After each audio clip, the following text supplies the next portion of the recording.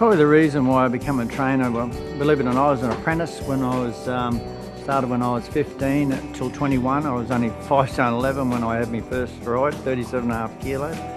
And in them days it was a little bit different. We lived with our boss, and so that's all we learnt for 6 years.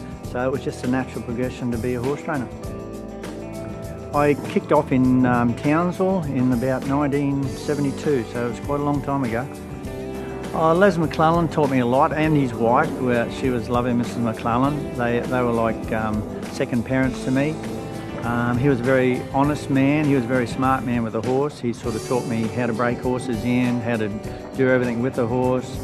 But look, I think most thing he taught me was to be honest in this game, because it's a long road, and I'm very proud that I rode a horse for a gentleman called Talbot Heatley when I was 15, and 45 years later I still train a horse for him, and he's 92, 93. So I think being honest, I think it goes a long way. Yeah, look, I get up at about 2:45 every morning. We're here at about 3:30. We sort of finish about 8:30. That's on a normal day, and we're back at the stables by about 1:30 in the afternoon till 4 o'clock in the afternoon. So we're sort of a split shift, sort of 7 days a week. We might sleep in on a Sunday morning till 4 o'clock. But yeah, look, they're long hours. Tuesdays we have barrier trials, Wednesdays there's races, normally Friday there's jump outs, Saturday, Sunday races, so there's races nearly every day nowadays. The way I prepare for a race day, look, it's another day. You get up early, 3 o'clock. You go to the races. You don't get home till about 6:30. You try and go out with your family for dinner. It's a long day.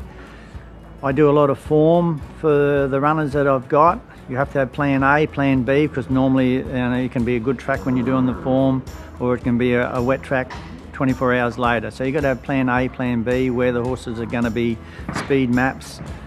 You do a lot of communication before the races with the owners nowadays via voice emails. So a lot of work goes into it, and it's a long day, but it's rewarding if it wins. The bond with my horses, I would have to say that probably a trainer would have more than a jockey, unless it's Winks and Huey Bowman, but there's not too many of those around. But I would think trainers spend every day with a horse. Jockeys sort of get off and on, and they don't spend too much with them. But look, trainers they're with their horses 24 hours a day, 7 days a week. So you tend to nurse them through their colds and their injuries. So yeah, look, definitely a trainer would have more bond with the horse than a jockey. My relationship with jockeys, yeah, look, I get on pretty well with most of them. They all have bad rides, but I try not to blow up at the races, and I might talk to them the next day or the day after. But yeah, look, I think I get on pretty good with most jockeys. But Cape Kidnapper's got to the lead close to home. He's too good, the favourite, Cape Kidnappers. He'll win. Look, I don't get very emotional at the races, but I did one day. I teared up. I had a horse called Cape Kidnappers. He had a broken sesamoid bone, and the vets didn't think he'd come back and race. But he had a year off, or 6 months in the stable, another 3 months in the yard, another 3 months in a paddock at home, and all the kids sort of looked after him, my grandkids and my daughter.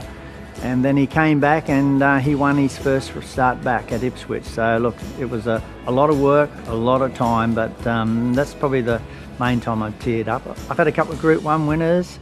That's pretty special. The horses I'm most looking forward to this winter would be Shogun's Son and Sally Girl. Sally Girl placed in the Group 1 Flight Stakes, and Shogun's Son won in Sydney. So I would say they're both 3-year-olds, so I would think they would have to be the two I'd be most looking forward to.